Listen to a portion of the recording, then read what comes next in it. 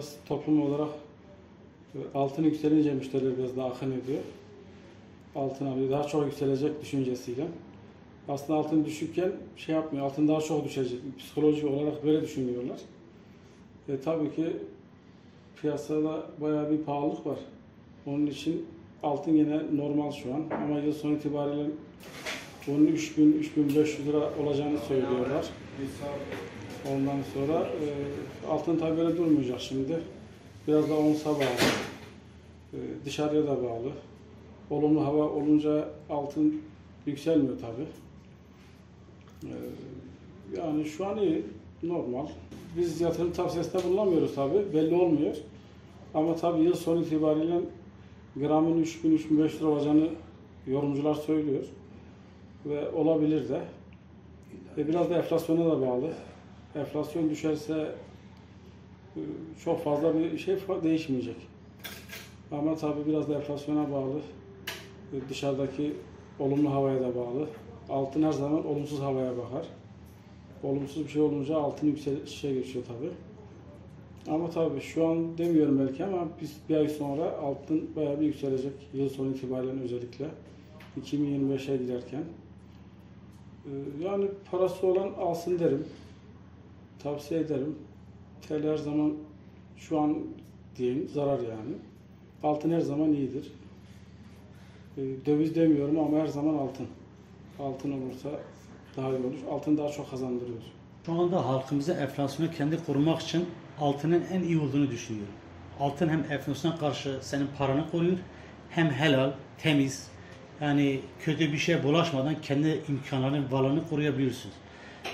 Önümüzdeki dönemde altın daha iyi olacağını düşünüyorum. Şu anda en iyi yatırım altındır. 2020'den beri Amerika FED politikaları altını baskılıyordu. Dolara karşı ve öbür para birimlerine karşı. FED artık herhalde bir 50'lik veya %25 bas puan faiz indirecek. Bu da altını etkiliyor. Dünya genelinde etkiliyor. Ons olarak etkiliyor. Türk parası dahil yerinde duruyorsa ons yükseldiği zaman uluslararası altın değerini yükseltiyor. Bu amaçtan dolayı önümüzdeki günlerde altının daha yükseleceğini ve halkımızı buna daha yatırım yapması ve kendi parasını koruması açısından iyi olacağını düşünüyorum.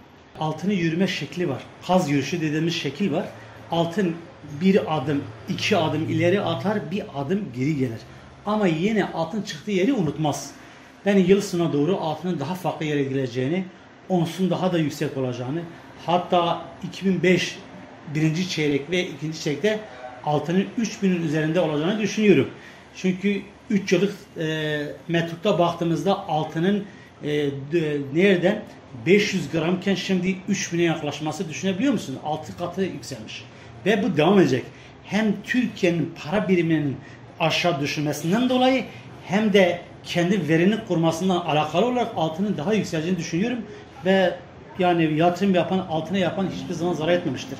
Evet hantal yürür ama sonra hedefine varır ve yatırımcısına üzmez. Kesinlikle üzmez. Yatırım yapmak isteyen vatandaşımız gram alabilir, ata alabilir, çeyrek alabilir, tam alabilir. Bu işçisiz ürünler her zaman kuyumcuda alıp satılabilir. Ve kendilerine belirli bir kuyumcu hedef alsın, kendi bir kuyumcuları olsun. Onda alışveriş yapsın. Her yerde alışveriş yapmasınlar. Çünkü biliyorsun gramlarda sıkıntı çıkıyor, çeyrekler çıkıyor. Kuyumcuyla alakası değil bu. Kendine bir tane aile kuyumcu sersin, her zaman orada alışveriş yapsın, oraya satsın, oradan alsın. Tavsiyem de bu. Her yerde internet üzerinde falan da altın sıkıntılı olabilir. En iyi şey kendi bir aile kuyumcusu seçer, orada altın alır, orada satar, daha makbul olur diye düşünüyorum.